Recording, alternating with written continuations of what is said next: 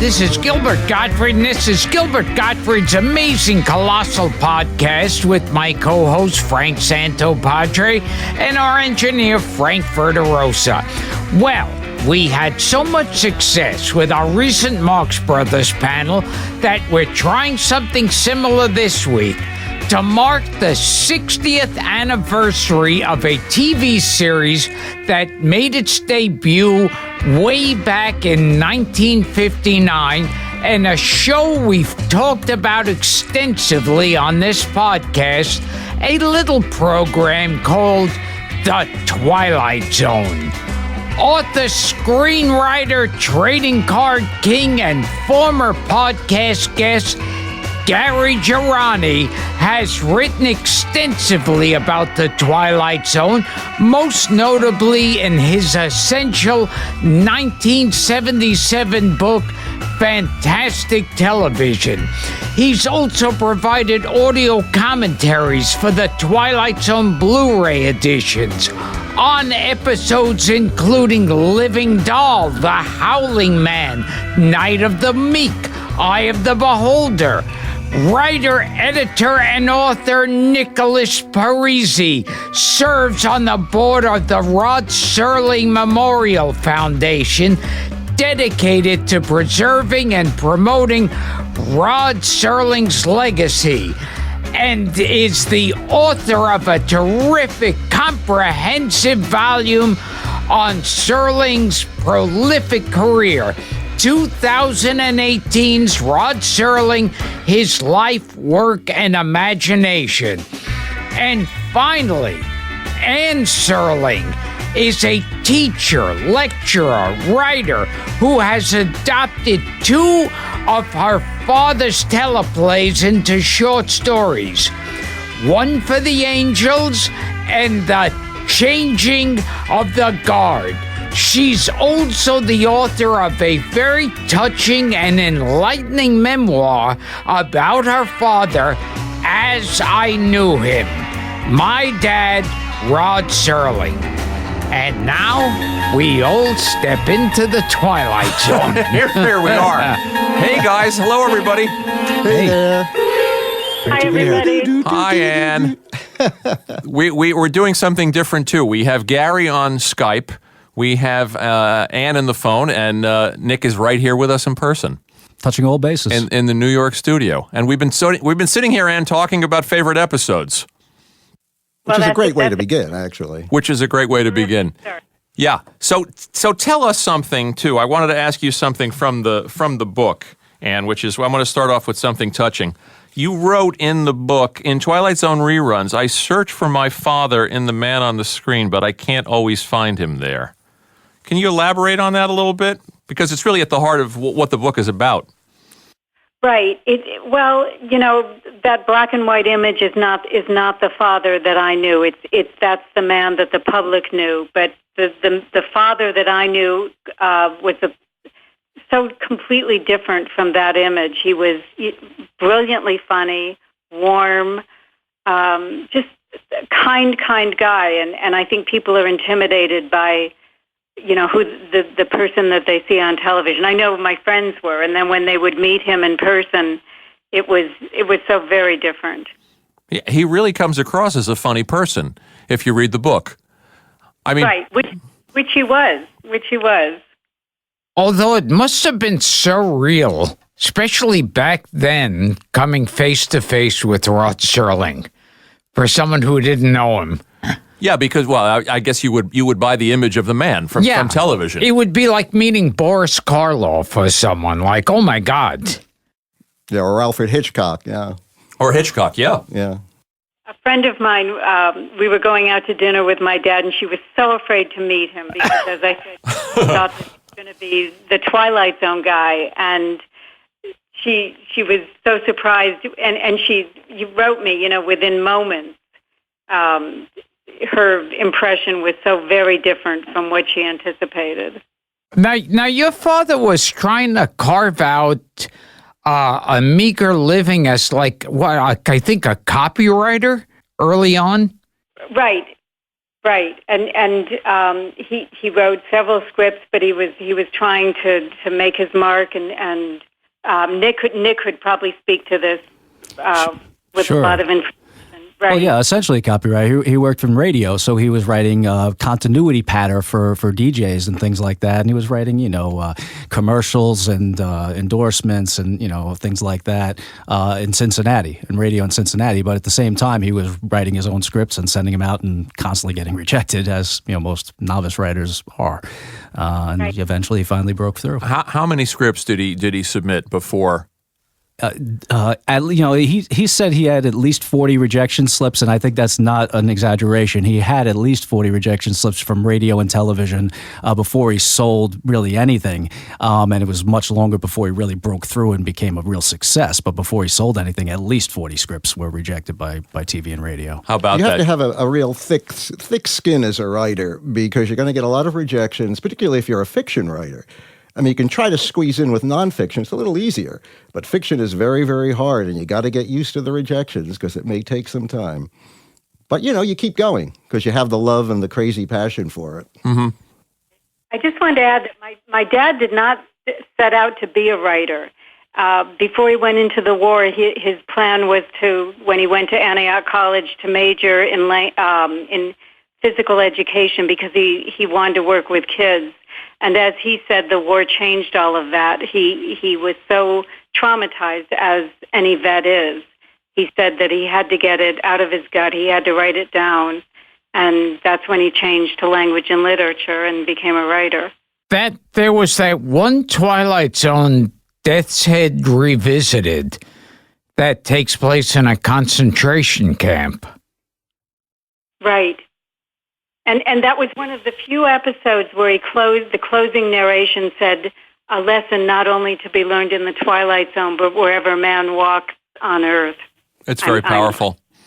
Yeah. And that had that actor who was in another Twilight Zone, Oscar Hareki. I always get Baregi, yeah. Oscar Baregi. Baregi.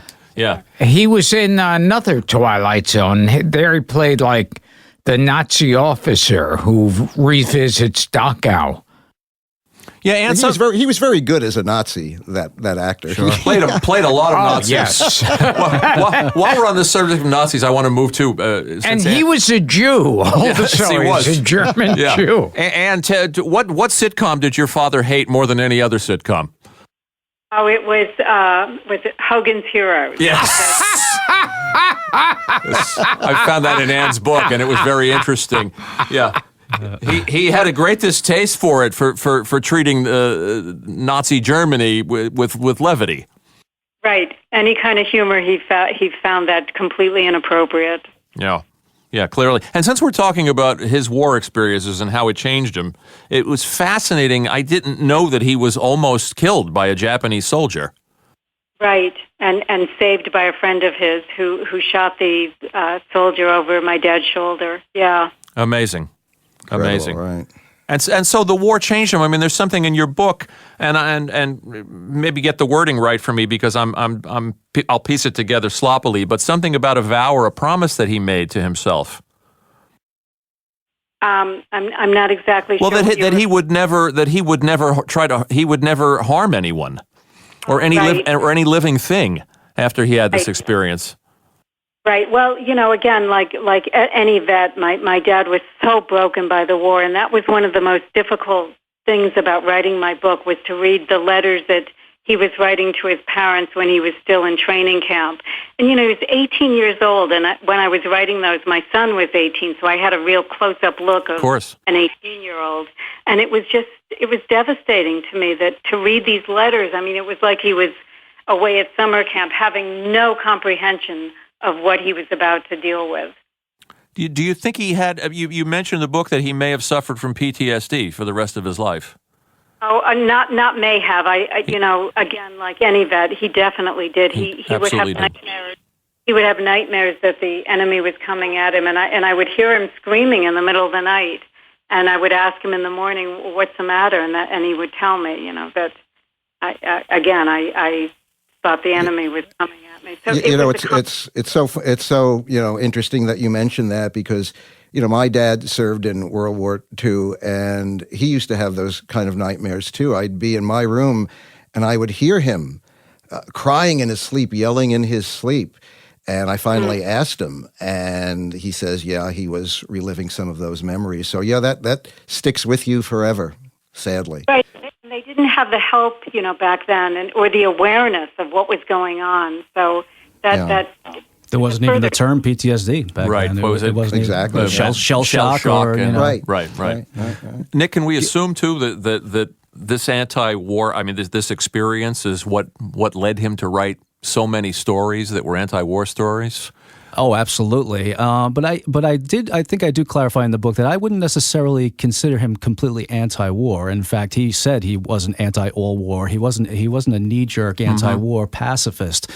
He was against the Vietnam War, but he eventually became against the Vietnam War. He had to gradually get there. He didn't start off against the Vietnam War. He was the type of guy who required data. He required information. He would think about these things, and he eventually became an anti-war activist against the Vietnam War. But really, what his experiences did was give him the sensitivity of knowing what those soldiers are going through, and knowing that war has to be the last resort, and you don't send these guys over to do things that aren't absolutely 100% necessary. So it just gave him that awareness of the horrors of war that not the average person just doesn't have. We haven't experienced it, obviously. And he did, so he was especially sensitive about it. Did Serling ever see the camps? I don't know that actually. If he ever actually went back and saw the camps, did he? Do you know? I don't know the answer to that. I wish I could ask him. I think not, but I couldn't say that with absolute certitude. Not during the war, I can tell you that. Yeah. That's for sure. I mean, he served in the Philippines, and then in Japan. Right. So he never went to Germany during service. One thing that you could see affected Serling and through the Twilight Zone episodes is the taste of the 50s, the whole Russian scare. Oh, yeah, certainly in like The Monsters Are Due. Yes, yes. Yeah, absolutely. And also the irrational fear and bigotry and prejudices that can come out of the Cold War and a fear of the outsider.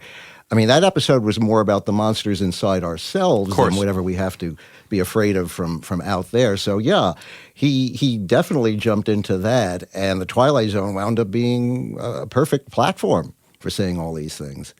Yeah, I actually think a lot of the Twilight Zones are about the monster within ourselves. Absolutely. Yeah.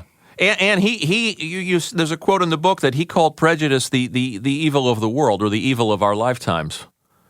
Right, and I vividly remember him talking about that. He was quite passionate and livid about everything that was happening, and very, very vocal, even at the dinner table, about all that. There's a story, and Nick can elaborate on this too. This is not a Twilight Zone story, but that he himself, and this is very strange, was accused of anti-Semitism by another popular author, by Leon Uris, which is kind of sick. Can you explain the circumstances surrounding that? Yeah, this is a Playhouse 90 that he wrote called "In the Presence of Mine Enemies." It was a show about the Warsaw Ghetto, about the uprising in the Warsaw Ghetto. And Rod Serling had the temerity to include in this particular show a Nazi soldier who was not a completely evil robot automaton Nazi. He had a soul. He had a sensitivity. And in this particular show, this soldier is ordered to get a Jewish family's daughter to bring to a Nazi captain to be raped. I mean, he knew this is what he was bringing her bringing her for, and he does it. And afterward, he breaks down to the rabbi father of this daughter, saying, apologizing, saying, "I haven't slept since this happened. I can't eat, I can't sleep," and he seems sincere. Well, this particular characterization of this Nazi really rubbed Leon Uris the wrong way. The author of Exodus, and actually Leon Uris a year later wrote his own version of the Warsaw Ghetto uprising called Mila 18, I think it was called, novel. But yeah, he was offended particularly by this characterization, which, oh, by the way, way, was played by Robert Redford Yes. in his television debut. Yes. Years before he was on The Twilight Zone. And so certain things in this particular show rubbed him the wrong way. And also, not just him, but, a lot of other Jewish leaders, and the CBS got hate mail. They got phone calls and everything, and Rod Serling was he was really, really hurt by this, because obviously he was as far from anti-Semitic as he could possibly be, and he was really hurt by it. This has happened in some other cases too. I mean, Marlon Brando got grief when he was in The Young Lions, because the Nazi character he was playing was sort of, portrayed in a sympathetic way. They, didn't flinch from what the horrors were, but it was a very, very difficult transitional time. People who had just, gone through the war. Of course. And, they didn't want to see Nazis, portrayed in anything other than that kind of really animalistic way. And it was tough for writers. You had mentioned, Nick, in your book that James Franciscus plays a Nazi with a little bit of a conscience in The Twilight Zone. Exactly. And because yes. it was in the context of a fantasy episode, there were no complaints, which is, of course, what made The Twilight Zone so useful. Exactly you could right, say all yes. these things and get away with them. And that brings us to his genius stroke, which is how he found a way to write the issues of the day, to write about things that maybe were not so sponsor friendly, maybe weren't so network friendly, by putting them into a fantasy context. I just wanted to say what Robert Redford, who played the German soldier, said. He thought the script was courageous, and he was honored to be a part of it. It's funny with the Young Lions, though. I heard Brando in one of his early craziness. When he dies at the end of the Young Lions. Yeah, I know where this is going. Yeah, he wanted to fall on barbed wire with his arms outstretched, like Christ-like figure. And I heard Montgomery Clift said, if he makes this Nazi bastard into Christ, I'm walking off this fucking movie. Unbelievable. I know. So Nick, he's toiling away, writing for Playhouse 90, for the U.S. Steel Hour. He's having problems with censorship early on. Right. But this is long before The Twilight Zone is even a gleam in his eye. Oh, yeah. He started running into problems with censorship and problems with the sponsors pretty much after Patterns. I mean, Patterns was his breakthrough, yes. January of 1955. That was the big breakthrough for Rod Serling. It was a huge hit on Kraft Theater, January of 1955. And today it's it's hard to imagine what we mean when we say it was a big hit, because it was just one show. It was one show. Well, how big of a hit could it be? Well, back then, a show like this, it was treated almost like it was a Broadway opening night. The next day when the reviews came in for Patterns, and they were off the charts. I mean, Jack Gould in the New York Times said it was the best thing that's ever been on television. Essentially. Yeah, that's in your book. Yeah, and so it made Rod Serling a star overnight. Literally made him a star overnight. And from that point forward, when he had that name and he had the prestige and he was a little bit more financially secure. Also, he said, I'm going to start addressing these subjects that are important to me, like prejudice. And as soon as he tried to, he ran up against the sponsors and the network censors, and he just couldn't do it. He couldn't do it in television. And eventually, yes, he went into the Twilight Zone, and he was able to do these things through allegory and through science fiction and fantasy, and that was his brilliant stroke to do it that way. Serling told that story, and I saw a clip of it.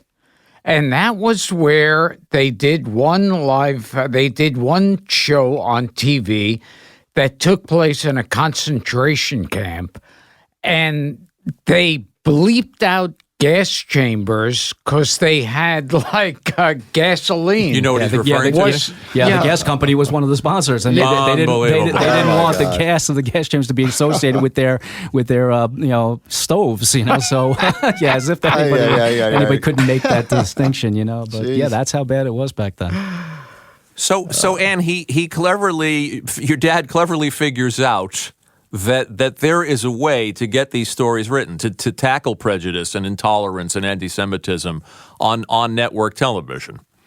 Right, and his quote was he discovered that an alien could say what a Democrat or a Republican couldn't.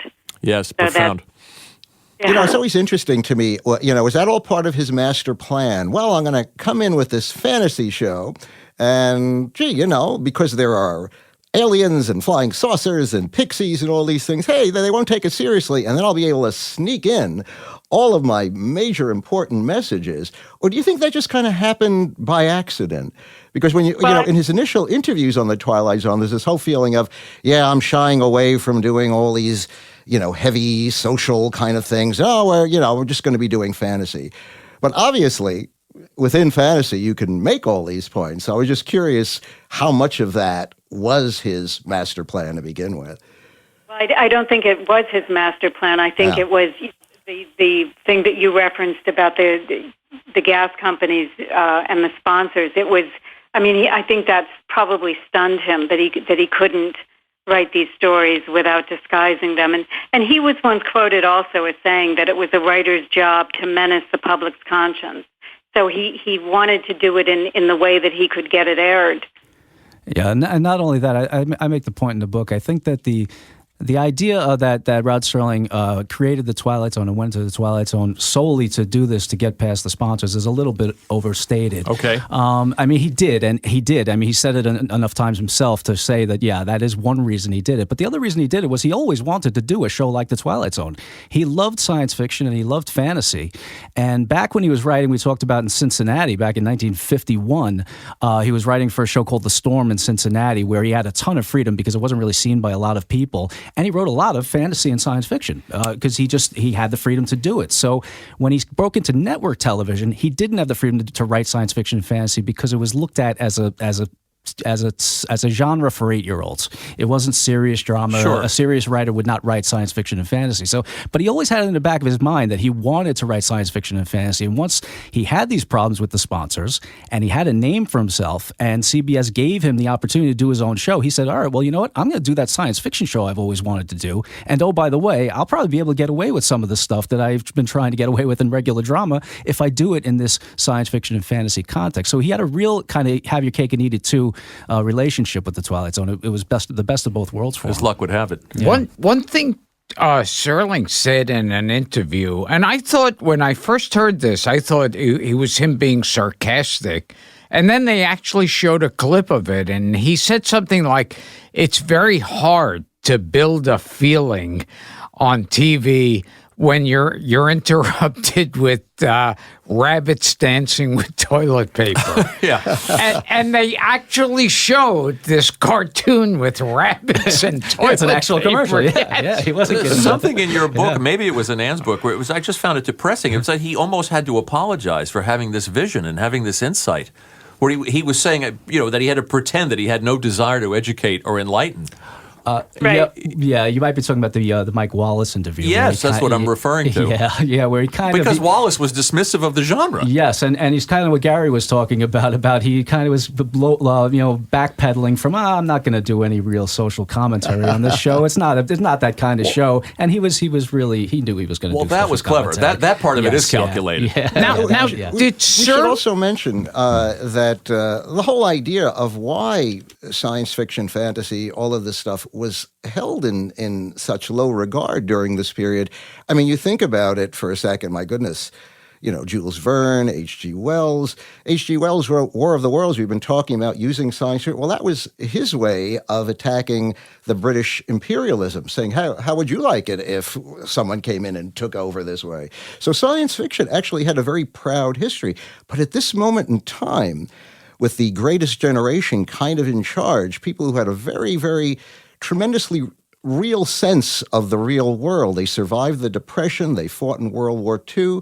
And fantasy was just thought of as kid stuff for this period of time, which is why it was so hard to be taken seriously during this period if you were doing this kind of work. I think that's absolutely right, yes. Did Serling ever have any contact with the House of Un-American Activities? Anything? That was slightly before that. McCarthyism kind of hit in like 1950, and that's really when Rod Serling's career was starting. So he kind of missed that. No, he didn't. He didn't have any contact. Thank God. Or they would have tried to brand him as subversive right off the bat, just from his writing. Yeah, boy, yeah. He would have certainly fit the bill, right? So, Ann, he wrote 92 episodes all by his lonesome. 92 of 156. Incredible. Yeah. Very impressive. And I have to say, from everything that I've heard and read, it was really a seamless team of writers with Well, Beaumont and Matheson. Matheson, yeah. Yeah. When did he start bringing people aboard, Gary? I know he asked Ray Bradbury for Yeah, that was pretty recommendations. early on. I mean, he went to the Masters, he went to Bradbury, and that's how, Matheson, Beaumont, they all kind of flowed from the Ray Bradbury source. It's always been an interesting little irony that Bradbury himself, other than the Electric Grandmother, really did not contribute to the series. And yet the Twilight Zone has the flavor of Bradbury all through it. So, but he certainly did make use of all of those other wonderful writers that came from Bradbury's world. And that is what made up the Twilight Zone. Nick, talk a little bit about, I'm sorry, go ahead, Ann. No, I was just going to say, I think my dad was, well, I know that he was very humble, and he did not, I don't think, consider himself an expert science fiction writer. I think he would say that others were better than he was. I just wanted to add that. Mm-hmm. Yeah, that's in the book. He's rather humble about it, considering he wrote, particularly when it comes stories like The Obsolete Man, and he wrote some good science fiction episodes. He sure did, yeah. Particularly, yeah, when he talked about himself, really, in any way, he was always very humble, and not more than humble. He was his own harshest critic. I mean, he just took himself to task on everything he ever wrote, I think. But when it came to science fiction, yes, he saw himself as an outsider because he wasn't publishing short stories in the pulps or in the magazines of the time. He wasn't a science fiction writer like Bradbury. He wasn't publishing science fiction novels or anything like that. So he always saw himself as an outsider, and he always gave great deference to those guys, to Bradbury and everybody else, because he felt they were the true quote unquote science fiction writers, and he was just a television writer who happened to be writing science fiction stuff. You have that quote, I can adapt science fiction well, but I can't originate it. That's what that was his take, and of course I think he can do both. Yes, exactly. Quite frankly, yeah. And he may have entered the Twilight Zone as an outsider, but by the time it was over, his name resonated just as strongly as any of the others. Believe it, yes. Yeah. Now, one thought I always have when I watch, because this is one of those famous Twilight Zones, where I always thought this character's being punished for no reason at all, and that was the Burgess Meredith one. Yeah, Time Enough at Last. That's an adaptation. Yeah, it is. But Serling's version of it, and certainly in Burgess Meredith's performance of it, bring out what Gilbert is talking about. That it's the one time in the Twilight Zone really where somebody gets a punishment that they don't deserve. I think he wanted to sit and read. That's all he wanted. Yeah, that's all he wanted. Yeah, and he couldn't get it. Yeah, and the point was also made, Nick, I think in your book that it isn't that this fellow had cut himself off from the rest of the human race, because he was trying to share the love of what he was reading with his wife and with his boss. No, it was the world that he inhabited that was screwed up and probably deserved to be destroyed because it didn't appreciate art and beauty. It was just a dark irony that he kind of became one of the tragic pieces of that battered landscape when all was said and done. Yeah, that's the way I read it anyway. And an episode that you can watch over and over again, and it never gets old. And where did they dig up the incredible background of the destroyed cities and the paintings? I mean, was that done for the Twilight Zone? Was that hanging around from another MGM movie?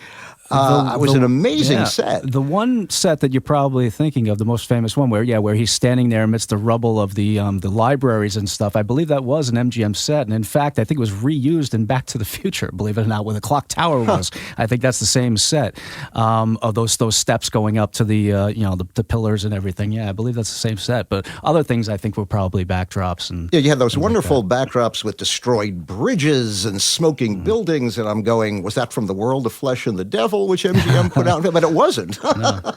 Yet it was, incredible work. Yeah. Another character who was punished unfairly, and this wasn't one of the better Twilight Zones. This was but it had one of my favorite character actors, John MacGyver. And that was the one, I think, Sounds and Silence. Oh, yeah. Well, I don't know. It's not necessarily he was punished unfairly. I'm not sure. He becomes mean, but then he gives a whole speech in the middle of it talking about how his parents forced that on him. Yeah, right. And then you go, well, wait a second. There's an explanation. It's true. not just You want to treat Ann and Nick and Gary to a little bit of your John MacGyver, since you brought it up? Well, this is from Sounds and Silence.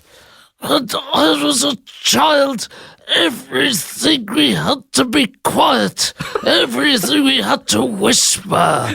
We couldn't speak in a normal tone of voice. We whispered. We weren't allowed to eat cookies. We could only eat fudge because cookies were too noisy. What do you think, Ann? I think that's quite good. That was masterful. Masterful. Oh, that's great. Chillingly so. What did you say, Ann? I said chillingly good. Yeah, he's the only John MacGyver impersonator still working. There used to be a bunch. It's a cottage industry. Let's talk about the fateful night. Let's talk about the birth of the show in October of 1959. By the way, I found one other quote here too. Again, talking about belittling sci-fi as a genre. He said his transition from live drama was the equivalent. It was viewed as the equivalent of Stan Musial leaving the St. Louis Cardinals to coach a little league game. Yeah, that's what he said, right? Yeah. Let's talk about Desi Arnaz's, of all people, involvement, Anne, in the birth of the Twilight Zone. Right, and these are things I, of course, didn't know back then. But Desi Arnaz was the first what do you call it, spokesperson. Eventually, the host. Thank you. Yeah. So, and that didn't work out so well, right? But the time element. Right. But I actually met Lucy Arnaz, and she didn't know her dad's connection to that either. So I thought that was interesting. Isn't that cool? So that is the true unofficial. Is that the true Twilight Zone pilot? The time element? There's some debate about that. That's why we call it the unofficial pilot. Okay. So unofficial pilot. And it runs an hour, too. It's not even a half hour. Right. Desi Arnaz was the host? Well, here's how it went. It was the Desilu Playhouse. Yep. Yeah. And Desi Arnaz was the host of Desilu Playhouse, and they aired an episode called The Time Element that was written by Rod Serling, and he was submitted to CBS as Twilight Zone, The Time Element. And Rod Serling submitted it as the pilot, but CBS rejected it as a pilot. They thought it was too ambiguous, it was too much fantasy, and it was too far out, and they didn't want to do it as a pilot for a series. But the producer of Desilu Playhouse and Desi Arnaz liked it and liked Serling, and they wanted to produce it, so it ended up on that show. And so it is seen now as the unofficial pilot because it was intended to be the pilot of the Twilight Zone, but it just didn't quite make it to the Twilight Zone. It ended up on Desilu Playhouse, but and Desi Arnaz hosted it. Yeah, so and then there's another pilot. It's quite good too. It's quite if you good. ever see it. Oh yes, it is. Yes. What about The Happy Place? That became the second pilot. Yes, that was and that was never produced. That was a 1 hour a script that was rejected. CBS found it too depressing. Yes, it was. It was set in a dystopian future where the elderly and the sick are euthanized, and it's about a guy who works at this basically concentration camp almost. Well, it's more of a hotel. It's a happy place, where people go. They think they're going to be happy, and they get euthanized, And his son is being indoctrinated to this idea of that these people are supposed to be, put down this way. And it was a very dark script, and it would not have been a good pilot. Okay, so now it's his third attempt. Yes. And they eventually, third time's the charm, because what they wound up with was the ideal pilot. It's great. For a whole bunch of reasons, which I'm sure Nick can amplify on. I mean, not only was it a good little story, but it the fact that it wasn't totally supernatural, if you will, made it safe. Yeah, it was, and by this point, the Twilight Zone was dropped from an hour to a half an hour. I mean, Rod Serling originally wanted it to be an hour show, and that's why the Time Element was an hour, and The Happy Place originally was an hour-long script. And then they dropped to a half hour, and he submitted Where Is Everybody, starring Earl Holliman, and it really was, as Gary said, it was a perfect pilot because it really was. It was accessible enough for the mainstream audience to grasp onto. It was essentially a one-man show, so you just identify with this one person through the whole episode. And the ending is one of the few endings in the Twilight Zone that could happen. It's essentially a rational ending, even though it's a twist. So it really was the perfect pilot. Nick, there was nothing really supernatural or fantastic going on. This was just going on in his mind. In his mind. In isolation. Delusion, right. And yet it taps into everything that we love about the Twilight Zone, in the sense that here's an average guy that you can relate to who suddenly finds himself, he takes the wrong turn, and the whole world is upside down. What happened? Which became so much of what Twilight Zone was about. We could relate to the main characters. And we've already mentioned Robert Redford, but a lot of big stars. Well, like Charles Bronson. Oh, so many. is in one. Oh God, so many. Robert Duvall. Yes. Robert Duvall is Redford, another good example. Carol Burnett. Yes. Anne Francis. And a lot of them were not even stars when they started. Robert Redford was a few years away from becoming a star, but they, television during this period made use of a lot of wonderful actors who did go on to become big stars. Yes. And one of the best, I think, Jack Klugman. Oh, and Klugman. Oh, and yes. Art Carney. Oh yeah, he was in 2. Yeah. Klugman was in 4. He's in actually. 4. 4? Yeah, 4. Yeah. Wow. Game of Pool. Yeah, that one I know. And Praise of Pip. Those 2 I know. Which ones am I blanking He was on? in one Death of the Ship, hour-long episodes. one of the of hour Death Ship. Yes, he's one of the hours, right. And Passage for Trumpet. Oh, I watched Passage for yes, Trumpet. How did I forget that one? Yeah. Okay. Klugman, I think, did more Twilight Zones than any other actor, even more than Burgess Meredith. if I'm not Meredith and mistaken, Klugman yeah. both did 4, actually. They both starred in 4. They're both tied at Yep. 4. As All far as right. starring roles go, yeah. And I want to give this a little personal and historical context. Now, you were not watching these shows. Obviously, you were a child. Right. I was 4 when the Twilight Zone premiered. I'm an old lady now. But I always knew that my dad was a writer, but I didn't know specifically what he was writing. And actually, I wrote about this in the book, that I didn't know that he wrote the Twilight Zone until this mean kid on the playground asked me when I was probably 7, "Are you something out of the Twilight Zone?" Wow. That damn kid. And I didn't know enough to be completely offended at that point. So, what was the first one you sat down and watched with your dad? Was it Nightmare at 20,000 Feet? Yes, it was. And it was of no consolation that my dad hadn't written that one. It was Matheson. I was still absolutely terrified. And I think like anybody, you're kind of always looking out that airplane window, just anticipating that little gremlin. Well, I got to say something. I was, I guess, 6 years old in 1959 when the series started, so I was the perfect age. My parents were a little eccentric themselves, so they let me stay up till like 10 o'clock. What was it, Friday nights at 10 o'clock? Okay. Most kids weren't allowed to stay up that late, but for the Twilight Zone, they let me do it. And I got to say, I just got so caught up in everything we're talking about here. Once that show pulls you in, you were hooked forever. And then the reruns came on in syndication. You were watching forever. Nightmare on 20,000 Feet. I just want to say this one thing. That is so well directed. I actually spoke to Richard Donner, the director on it, who went on to do The Omen and all these other great films. And he still considers that to be one of his greatest achievements. The way he directed, that was with William Shatner, Sure. William Shatner is about to pull that curtain, and you'll have a close-up through the window of the face coming right out. You've never seen the face yet. You've just seen it in the distance. The way he directed that, where Shatner just holds back, pulling the curtain, holds back, finally then just pulls it, and that face is right there. You could hear the screams in the whole neighborhood. Well, you gave me a segue, Anne, because we talked at the very beginning about your dad's sense of humor. This is tell us about the practical joke.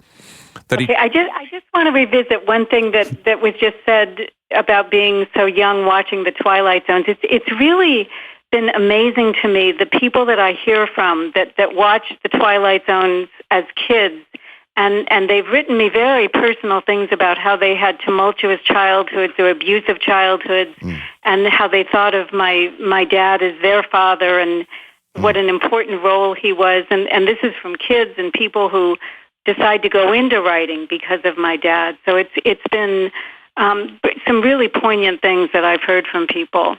But to your question, yes, my father was a practical joker and anything for a laugh. He would often disappear and then reappear wearing my lampshade or costumes or just he was a very silly, fun guy. And where most kids don't want to be hanging out with their parents, I loved being with my dad. There's a quote by Roger, I think his first name is Roger Rosenblatt. He wrote a book called, I think it was called Making Toast or Toast, and he wrote a graduation speech for his daughter, and he said that I wished her moments of helpless hilarity. And that really had an impression on me because that's so much of my relationship with my dad. It was helpless hilarity. There's some good stories in the book like that, too. And you see his sentimental side. Not only you guys watching the Flintstones together and he paid you to tickle his feet. Do I have that right? Oh, you do. Now, one thing that was very popular with Serling, and it's in two of my favorite episodes, Walking Distance and what's the other one? Willoughby. Stop at Willoughby. Is the idea of desperate to escape the rat race and be in a more simpler time? That seemed like a very popular Serling idea. Well, he told a writing class that he had a propensity to write about the past, and that was quite clear to me. As I got older, that my dad really, and I think his best scripts were those two that you mentioned, and A Night Gallery. They're tearing down Tim Riley's bar. Mm-hmm. Another thing that happened when my dad was in the war is his father died of a heart attack when he was 52. And even though the war was over, my dad was not allowed to go home because he didn't at that point have enough points. And this was another trauma that he experienced, that, he couldn't be there for his father's funeral. And I think there was certainly unresolved grief. And so in Walking Distance, there's that opportunity to go back and to have his father say the things that I'm sure my dad wished that his dad could say to him, that stop looking behind you, look ahead. Martin, is it so bad where you're from? I thought so, Pop. I've been living at a dead run, and I was tired. And one day I knew I had to come back here. I had to come back and get on a merry-go-round and eat cotton candy and listen to a band concert. I had to stop and breathe and close my eyes and smell and listen. I guess we all want that. Maybe when you go back, Martin, you'll find that there are merry-go-rounds and band concerts where you are. Maybe you haven't been looking in the right place. You've been looking behind you, Martin. Try looking ahead.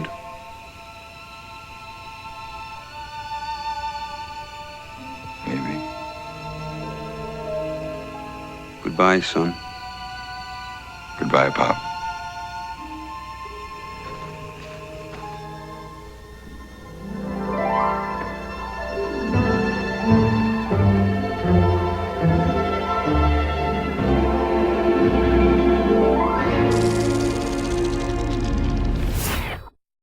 Wow, that's wonderful. So he actually got closure through his art. Absolutely. By writing this, he was able actually to have that closure with his father. And there's that terrific actor in it, Frank Overton, who plays Gig Young's father, who is just great actor. Mm-hmm. Yeah. That's why it was a beautiful script and beautifully acted, I think. It's so full of those actors, really. There's great character actors who gave these terrific performances, really. And in Walking Distance, isn't that sort of taken right out of your dad's life? Didn't he go back?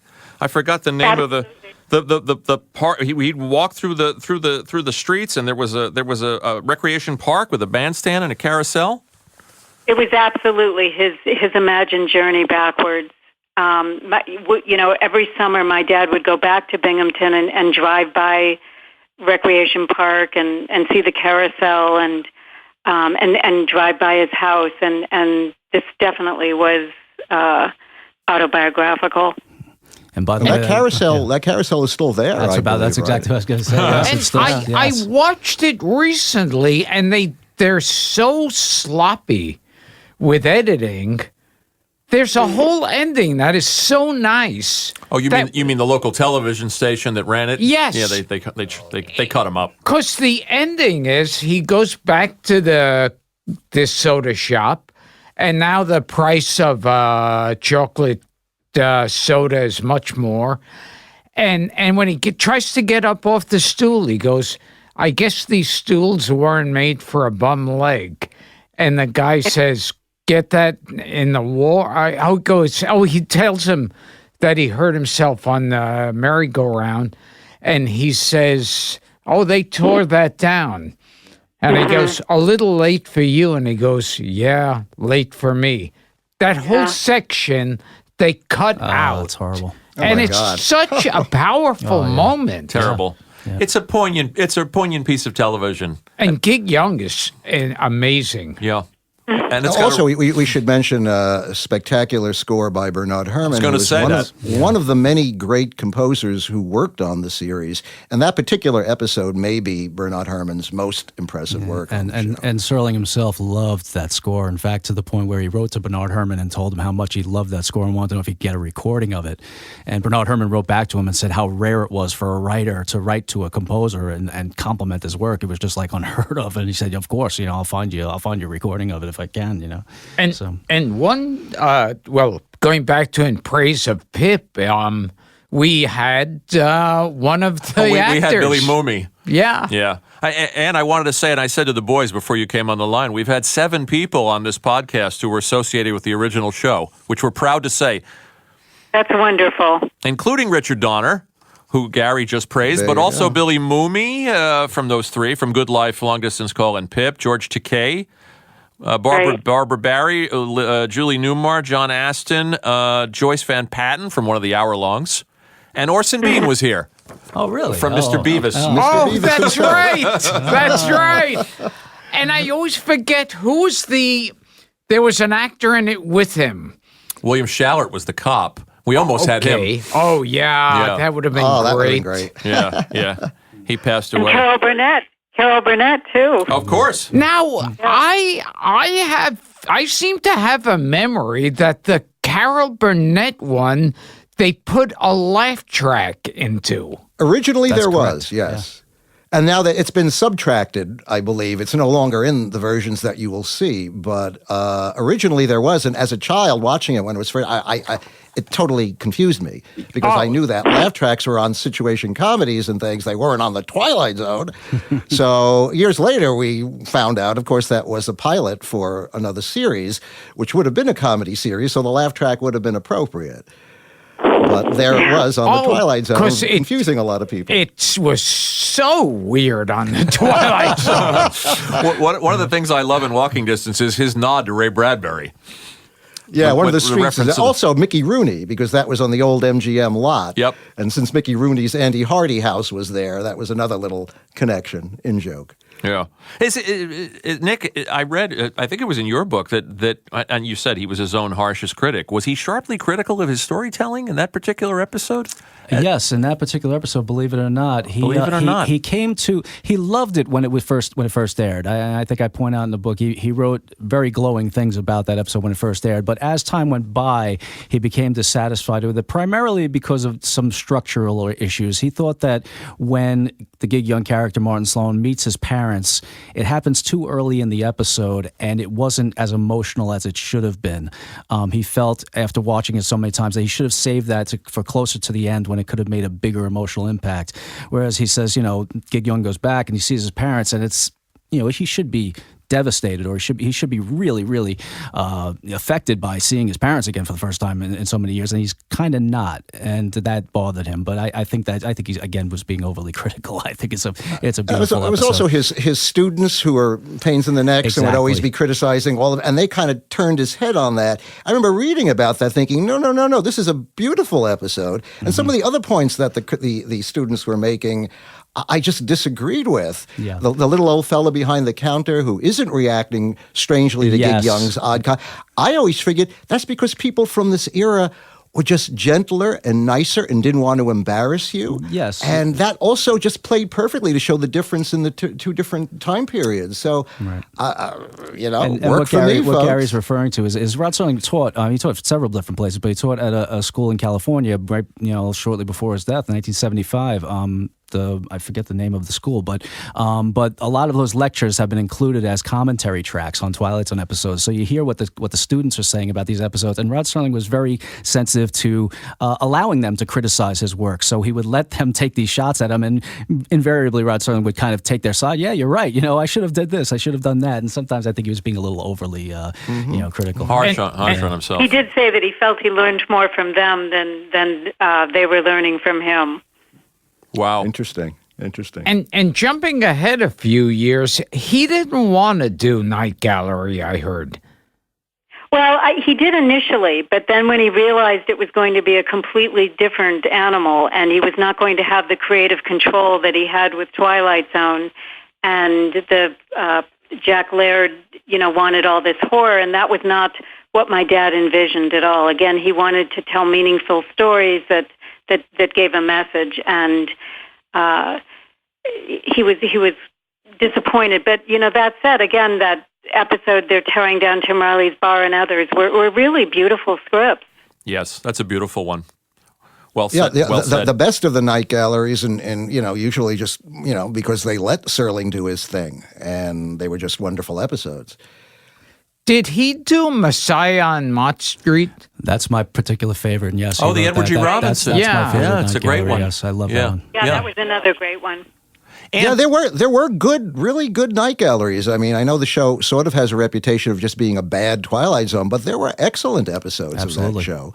Some of his best work, I think. I like the Vincent Price one. Me too. Yeah. Class of That's 99. great. Oh, then the Lawrence Harvey, The Caterpillar, another Also good. great. I mean, there's some one. wonderful ones. You said there's something in the book. You said his sentimental streak was almost as intense as his crusading moralistic one. And I watched Night of the Meek last night, and it's really a beautiful piece of work. Right. It's actually Mark DeWitziak who recently said that, like Mark Twain, my father was a moralist in disguise. Mm-hmm. That's fair to say. And another one of my favorites, One for the Angels. Also very sentimental. Yeah. Ed Wynn and Murray Hamilton. Which was like the second episode broadcast, I believe. It was very early on. Yes, it was. Yeah, and Gary, you did a commentary on that one. You did an audio commentary on the Blu-rays. Yeah, and again, think of it from the point of view you're watching the show for the first time. You're a kid. You see the first episode, with Earl Holliman, where is everybody? It's like, my God, wow, what is this? And now all of a sudden, the second week, you've got Ed Wynn dealing with Mr. Death in this whimsical, poignant, sweet little story. Wow. It just shows you the range of these stories and where the series can take you. And the first week we were spellbound. The second week we were charmed. Yeah. And right away it was like, this is going to be one heck of an... And I think the third one was Mr. Denton on Doomsday, I think, which is a Western. Yes. And right away the show is telling you, we're going to take you everywhere, in any time period, any situation, and you're going to find humanity, and you're going to find fantasy, and something's going to hook you. And look at his versatility as a writer. And even though it's a sweet, cute story, there's also a little girl who gets hit by a car and is in a coma throughout that episode. Yeah, well, that was the stakes. The stakes that the Edwin character had to deal with. That he's going to try to save this little girl. And look at Mr. Death in that episode, played by Murray Hamilton. Yeah, terrific. yeah. And what an interesting characterization of Death, because he's not a bad guy. Yeah. He's doing his job. He's even kind of sympathetic to Edwin here and there. So what a marvelous way of showing, right? Introducing Death as not necessarily being a scary thing, but being just a guy. Eventually, Robert Redford would play Death in the series, even more likable and warm. Yeah, and this Death is more of a bureaucrat. And for people out there who don't remember Murray Hamilton, just remember, you say barracuda, and people say, what? Huh? But you yelled shark, and we've got a panic on our hands. His most famous role as the mayor in Jaws, absolutely. So, Ann, with these episodes, and we'll talk about Willoughby in a minute. Wait. Go ahead. My favorite line from One for the Angels. Go ahead. He says, if there's some accomplishment I could hold off your death if there's some major thing you have to achieve. And Edwin says, well, I never rode in a helicopter.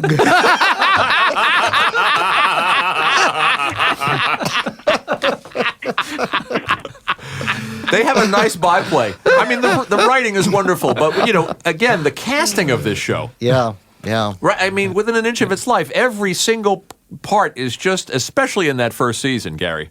Oh, yeah. It was one episode after another, and you were just going, whoa, because we had never experienced. I mean, there had been other TV anthologies. There were other spooky Lights Out and Tales from Tomorrow and all that, but there was nothing like the Twilight Zone. It seemed to grab people of all ages. What an experience to have lived through when it first came on. Oh, and there was that one with Buster Keaton.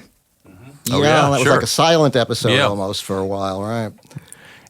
Go ahead. And another great actor, and I always forget his name, and me and Frank were looking up his name. That fat guy who's with Buster Keaton. Stanley Adams? Stanley Adams. Yes. Another fine actor. And he was in Requiem for a Heavyweight. Yes, and the Batman series, actually. So, and you're seeing your dad's sentimental side. You were talking about the sentimental streak. I mean, I'm partial to the sentimental episodes, the one Gilbert's talking about, Willoughby, Walking Distance, obviously the Christmas episode. I mean, were those among his favorites, do you know? Oh, I would say definitely, but as was the Nazi Germany one. Death's Head. Death's Head Revisited. He was, quite passionate about that one as well. But certainly, as I said, he said that he had a propensity to deal with the past. So I think these ones where he's going back in time and having the capacity to write this and found, they were cathartic for him. That he was that those were his favorites. And part of, I think, why The Twilight Zone was so good is because my dad owned Cayuga Productions. This was his baby. He had complete control. And, when we were talking about Night Gallery, he didn't have the creative control then. So, and again, a seamless team of writers that they all got along. And so I think that was a huge part of it too. A writer show. Well, yeah, obviously, it's a lovely thing to see someone who creates the show maintain the vision of the show throughout. But Gary, speak a little bit about those writers, about Beaumont, about Matheson. Oh, well, these guys were, George Johnson. Brilliant guys. They all had careers doing short stories. The written word is really where they gotten started, on the page. And they transitioned into doing things like The Twilight Zone and then, movies that were on themes like this. Matheson and Beaumont wrote one hell of a great horror film called Burn Witch Burn, which is also known as Night of the Eagle, which is an incredible dark, black and white supernatural story. Matheson went on to write all of the great Roger Corman, Edgar Allan Poe movies. So these guys, not only that, Matheson became the Night Stalker and, all of this great work that he did. So, they had tremendous careers, and it always kind of harks back to The Twilight Zone, in a sense, because The Twilight Zone kind of inspired so much of what their later careers were about. Of course, Charles Beaumont died relatively young, so Very young. Unlike Matheson, who went on to produce great works. But they were all, and George Clayton Johnson, they were all wonderful, wonderful writers. When you think of The Twilight Zone, it's mostly Serling you think about, but Matheson, Beaumont, those guys also were key players. Absolutely. Yeah, they wrote plenty of great, classic episodes. And the amazing thing about Matheson and Beaumont, to me anyway, is how they balanced Serling. They really wrote different different themes, different styles than Serling did, much darker stuff than Serling wrote, primarily anyway. And they just perfectly complemented each other. They weren't going to really write a sentimental story like One for the Angels, or really a message-laden story story like Monsters do on Maple Street. As Matheson would say, we just wrote stories. We just wrote story stuff. That's all we wrote. We weren't going to make a statement, but it was so perfect to balance the Serling stuff with those stories. And they wrote, The Howling Man and Shadow Play and Perchance to Dream and great. Just unbelievable. And it was lightning in a bottle because Absolutely, who knew that was going to happen, that they would all complement each other so and Serling didn't know. perfectly. Yeah, Serling didn't know. He either got lucky or he sensed something in these guys that he knew that they would work well on the show, and they did. And Beautiful. one episode that had, of all people, Alan Seuss from Laughing. Some strange people would That turn was up. the Masks. Yeah, yes, which was a very creepy one. And- Oh, and- yeah. And And that you- was in the final season, too. Yes. That was one of the last Sure. great ones that they did. I want to ask Ann about you and your sister visiting the set, Ann, as children. Right. I just want to say another really touching episode that was like my dad's writing was George Clayton Johnson's Kick the Can, which I thought was just a really lovely script. In fact, when I got married and they had done the '83 movie, we won't go there, but I loved the soundtrack to that, and we played the music from Kick the Can at our wedding. But anyway, Oh, that's great. Oh, wonderful. yeah.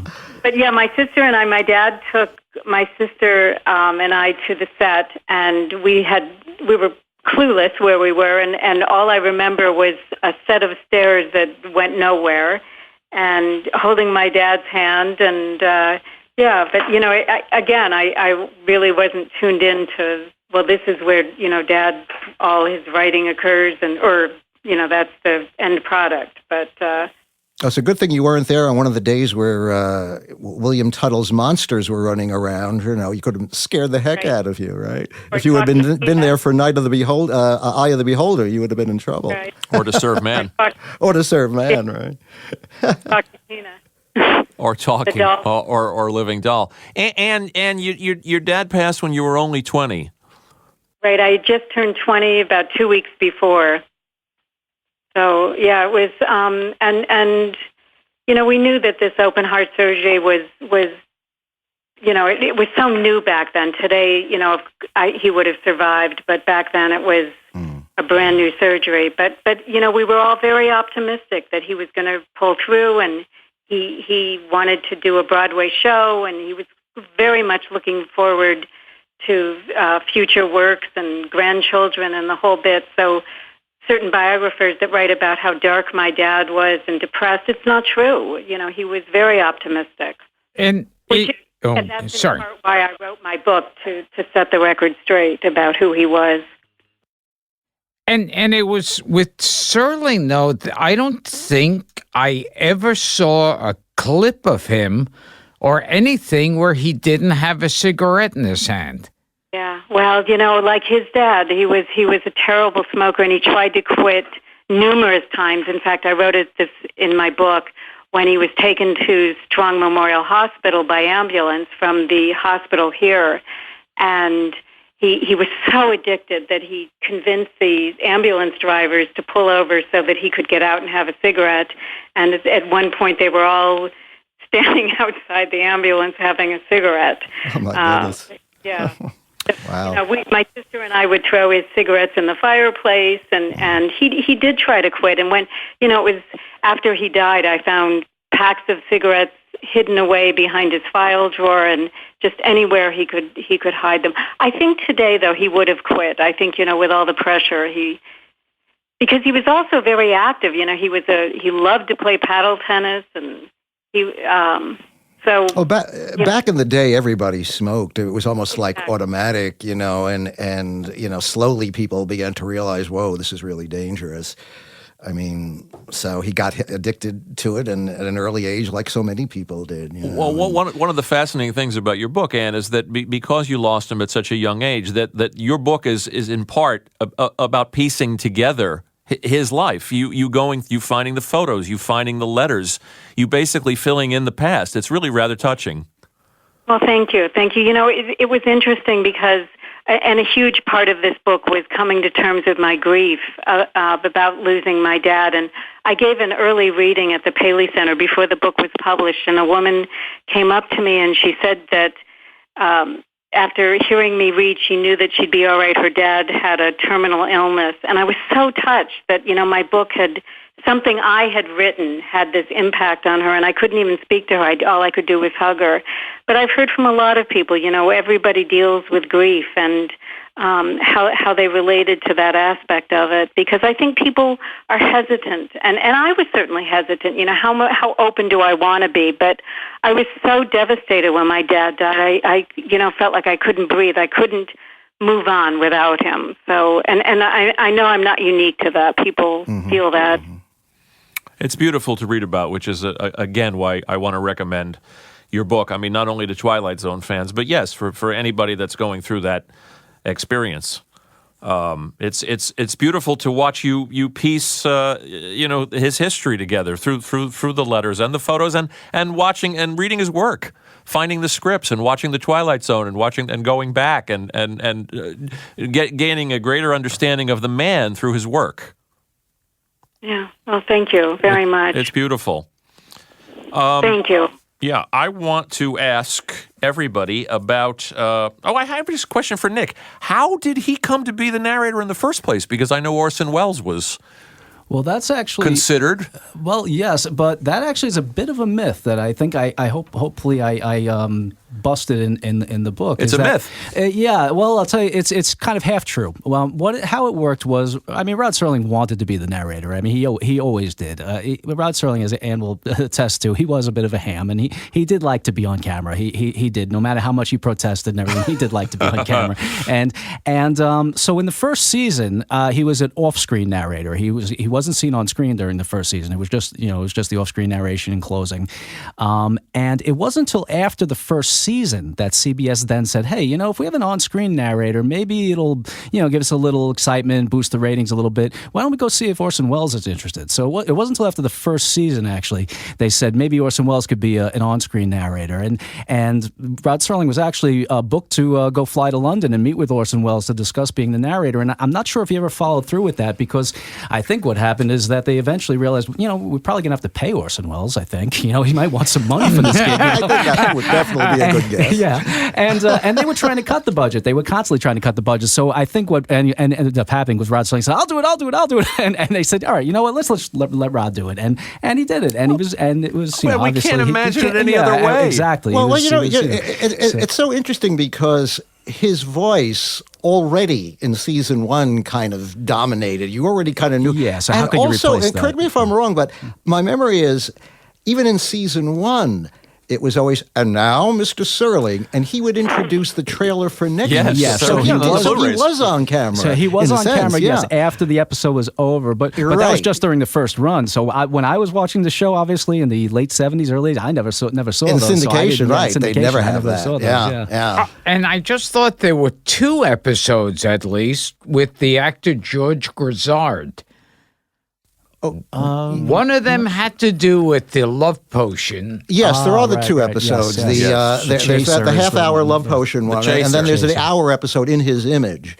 Where he builds a robot right. of himself. And that one I like. Very creepy. Yeah. The Chaser was the name of the other one. Yes. With the love potion.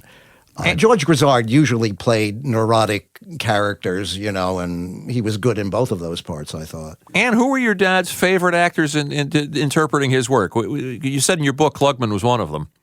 Yeah, definitely Klugman. And I don't remember. This is one of many conversations I wish that I could have with him. But from what I understand, after writing the book, Klugman, certainly Redford. I think so many of them did such a superb job that my dad was quite pleased. Art Carney, for sure. Yeah. Oh, yeah. I remember when Billy Mummy was on, he talked about how Klugman, Mummy's parents were there, and Klugman went over to the parents and said, when your son shows up in the scene, I'm going to grab him and I'm going to start kissing him and squeezing him. And that's a great story. That really is a beautiful story, actually. Yeah, that Billy Movie says. And he says his parents never got over that. Like what a gentleman this guy was to go basically warn his parents that he was going to grab him and kiss him and hug him, and said they wanted to make sure they were comfortable with that. Yeah, it's amazing. Did you meet him? What a gentleman Bill Mummy is too. He's a lovely guy. We love Bill. Just a genuine nice guy. He's a sweetheart. You must have been present in '88 when Klugman and Burgess Meredith were present for the dedication of your dad's star on the Walk of Fame. Unfortunately, I was not there then. I wish I could. I wish I had been, but we were, back east. So, oh, that's unfortunate. Yeah. Oh, it absolutely is. You're talking about Jack Klugman, and I believe Jack Klugman had originally been cast as Santa Claus in Night of the Meek, and Art Carney was the second choice. And I think initially Rod wasn't that crazy about Art Carney, really wanted Klugman, and then ultimately realized that Carney was brilliant in his own right. Good in it. I mean, granted, Klugman could have played that part beautifully too. I mean, let's face it, they were both wonderful actors. So we're talking about your dad's sense of humor, and yeah, obviously you have to speculate again, but one can't help imagine what he would have thought of what the show has become in pop culture, how it's endured for decades. I mean, I think about Dan Aykroyd spoofing your dad on Saturday Night Live. Yes. Harry Shearer, I think, in later seasons. How many times he's been sent up?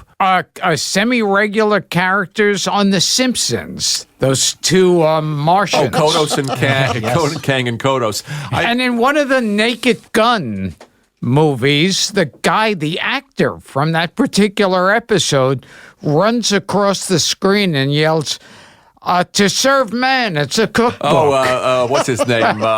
Who is that? Who is From that? To Serve Man, yeah. Who is that actor, Gary? You know the actor. From Is it Fritz Weaver? no, No. Lloyd Bachner. Lloyd Bachner. Oh, Lloyd yes. Lloyd Bachner. Yes. Would he have been tickled by it, Ann? Do you think?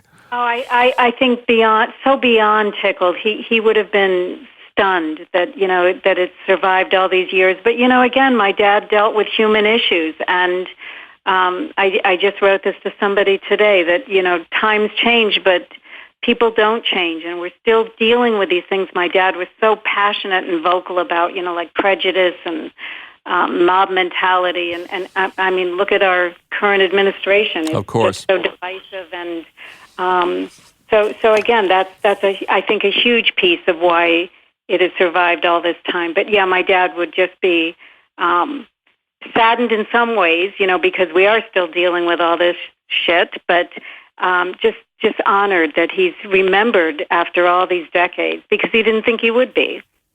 That's incredible. Yeah, he's immortal, and the Twilight Zone is immortal. It'll never go away. I mean, the name resonates, just that the title itself, means so much in our culture. Sadly, watching The Monsters Are Due on Maple Street and Eye of the Beholder this weekend, and you're struck by how timely they still are. Sad. Oh, yeah. Sad to say. And as Ann points out, with the current administration, timelier than ever. I know it's indelicate to talk about, but boy, I mean, he was a visionary too. Oh, no Oh, doubt. yeah. No doubt. Oh, yeah. Without question. So I'm going to ask the panel. No, this is hard. Because it's like picking a favorite child. I would imagine certainly for Ann, but and you too, Gilbert. But we'll start with Gary. A favorite episode, and then what you consider to be a favorite underrated or underappreciated episode. Oh, wow. You're really coming at us on this one. Okay. Alrighty. My favorite episode, to me, the ultimate Twilight Zone episode to me is Eye of the Beholder. It has everything. It has an incredible twist. It has amazing Bill Tuttle makeup. It has an incredible Bernard Herrmann score. And it just nailed it. And when I first saw that as a kid, it was like, oh my God, incredible. And again, you could keep going because if you want, what is your favorite sentimental one? Well, you could start looking. What's your favorite underrated one? One that you think deserves more attention and isn't quite on the tip of people's tongue. I'm gonna jump into the Hour episodes and mention Death Ship by Richard Matheson, which also stars Jack Klugman, our good friend Jack Klugman. Oh, geez. And that is a solid hour science fiction episode about a man who's driving the two men under him to such a degree he won't even let them die. And it is the spookiest, most interesting piece of work, I think. And it's very much ignored. Most people remember the other Jack Klugman episodes. They tend to forget that one. So I'll throw that one out at you. I remember Saturday Night Live did a very funny sketch that was a takeoff on Eye of the Beholder, where the girl unwraps the bandages, and it's Pam Anderson, and the women doctors are going, "Oh, she's hideous," and the male doctors are going, "No, she's hot." Nick, same question. Favorite episode and favorite episode that needs more attention, deserves more attention. It is tough to pick a favorite. I know. But at this moment, if I had, I'd say Walking Distance is probably my favorite. We've talked about it, enough. And that's just, Rod Serling, we talked about the sentimentality. I think one of the reasons that Rod Serling does endure and does appeal to so many, generations is, I don't know of another writer who wore his heart on his sleeve the way Rod Serling did. Every writer puts themselves into their work. That just kind of goes without saying. But I don't know of any other writer who really did it to the extent that Rod Serling did. If you watch Rod Serling's work, read Rod Serling's work, you know who he was. You know what was important to him, what he loved, and that just exudes from the screen. And that's why so many of us just gravitate toward him. So yeah, Walking Distance, I would say. And then I'll cheat and I'll give you two underrated ones. My first underrated, very underrated, is an episode called The Trouble with Templeton. It was one of the episodes not written by any of the what I call the core four: Serling, Serling, Matheson, Beaumont, or Johnson. It was written by Edward Newman.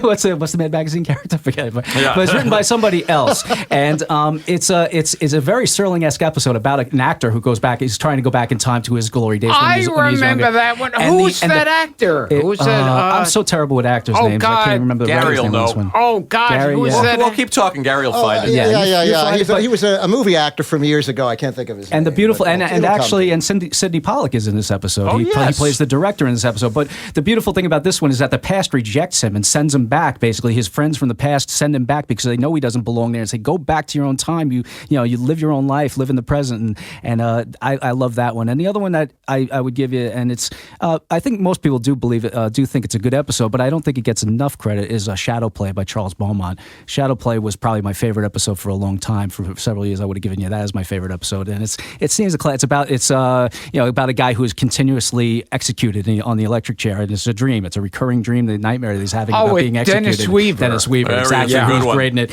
and that's I think that should be a top episode, and it's hardly ever talked about as a top episode. Who the hell is that actor? Brian Aherne. Yes. Brian Aherne, right? Who was a real actor years ago, so he was a perfect choice for that role. Okay, Gilbert, best underrated episode. Oh, well, I talked about the same thing. I love Walking Distance, with Praise of Pip being a close second.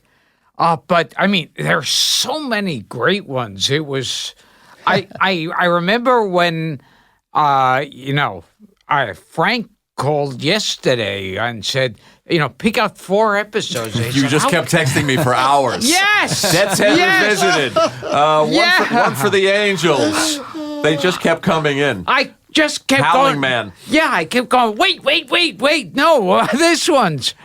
But great underrated ones. I don't know. This will probably hit me when the show's over. Okay, we'll do an addendum. Yeah. Okay, I will go. It's a great thing to bring up. I'm just thinking, The Big Tall Wish is something I watch constantly, whenever it comes sentimental on. One. Yes. Very sentimental. There's so many like that you just love. Yeah. We're gonna leave you for last, Dan. Best for I'm last. I don't know about that, but I'm going to agree with Gilbert. Walking Distance and In Praise of Pip is one that I hadn't seen until my dad died, and I was so struck by that one because some of the dialogue between the father and the son was the exact same dialogue that my dad and I had. Who's your best buddy? And it just blew me away that to watch that live in that episode.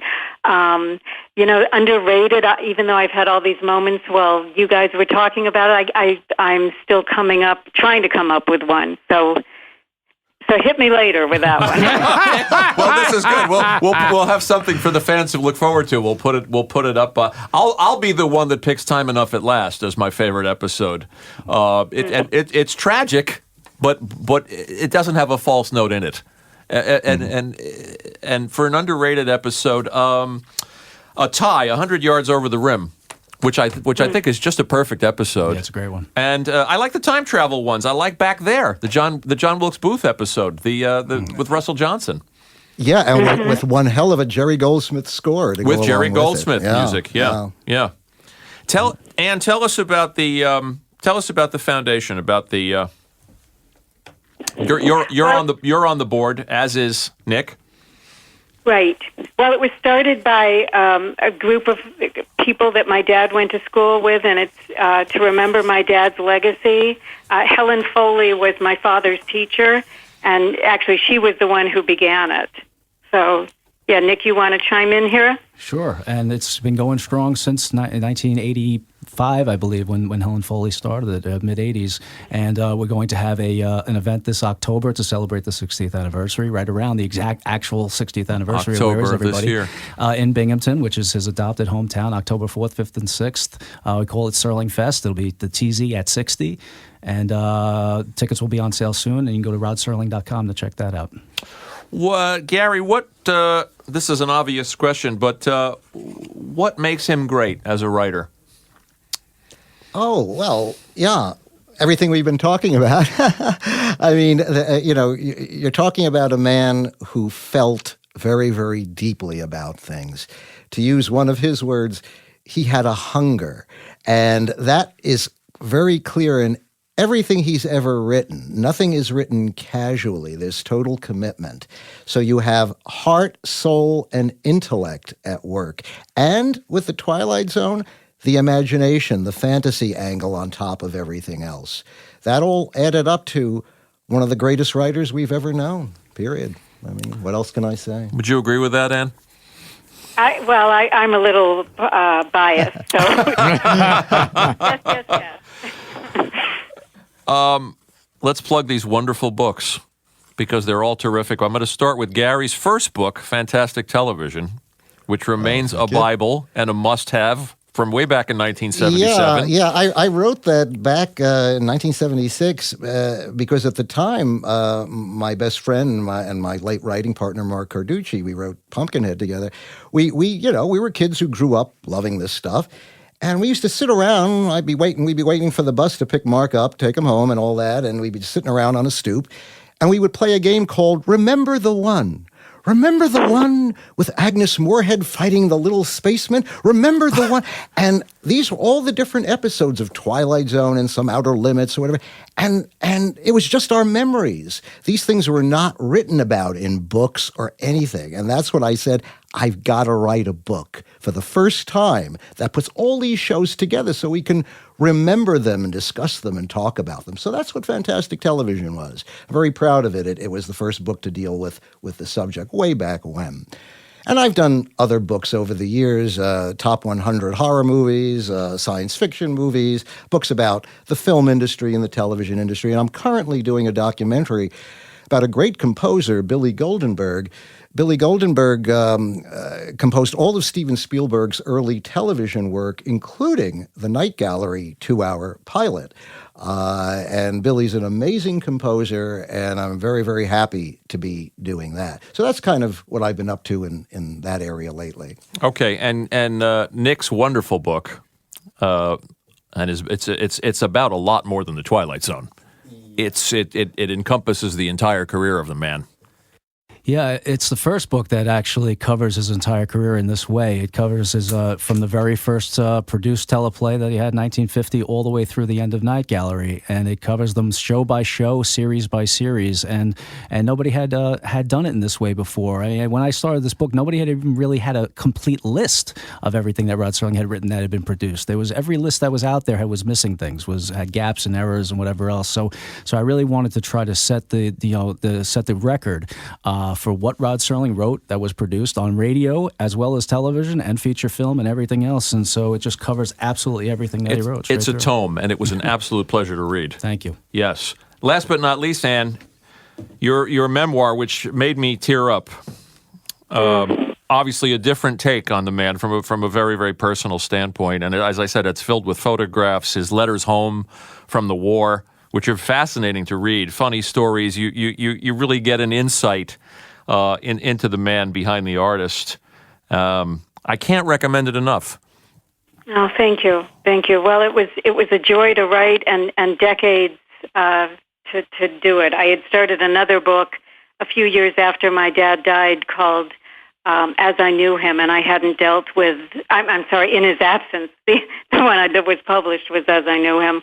But I hadn't dealt with, I hadn't even begun to deal with the grief, so I couldn't finish that. But, reading about, my dad's letters to his parents, what I was talking about before when he was in training camp, and learning about, that other dimension of my dad, the professional side. It was just a joy to be with him every day while I was writing it. And we've also published some backlist books of my dad. He novelized 19 of the Twilight Zones, and we've republished those that are also available. Oh, great. Are you still lecturing occasionally? You still doing personal appearances? I am not, not as frequently now, but I'm still called, and just did an op-ed for somebody. So it's, and again, my dad would be so touched that people, and thanks to all of you guys on this call, he would be just so honored and touched. So thank you. Well, he touched our lives. Boy, did he ever. Gil? Yeah. Well, this is one of those shows where I have to use the old adage that we say in so many of these shows. We haven't even scraped the surface. It's true. This was, we've done 260-something of these, and I have to tell you, all of you, that I really want to thank you personally, because this was such a fun, rewarding one to do. Oh, it was great to be in your company. For me, I loved hearing from you guys. It was fantastic. Work that enriched all of our lives and should be celebrated. Twilight Zone has popped up on this podcast so many times. So many times, Yeah. and we've wanted to do this. When the anniversary came, it seemed like a no-brainer for us. So thanks to all of you. Now, watch me screw up all the names. Hi, this has been Gilbert Gottfried's Amazing Colossal Podcast with my co-host Frank Santopadre and our guests Gary Girani and Nicholas Parisi, and of course Rod Serling's lovely daughter Ann Serling. Thank you, guys, all of you. Thank you. Bye-bye. Bye-bye. You unlock this door with the key of imagination. Beyond it is another dimension. A dimension of sound. A dimension of sight. A dimension of mind. You're moving into a land of both shadow and substance, of things and ideas. You've just crossed over into the Twilight Zone.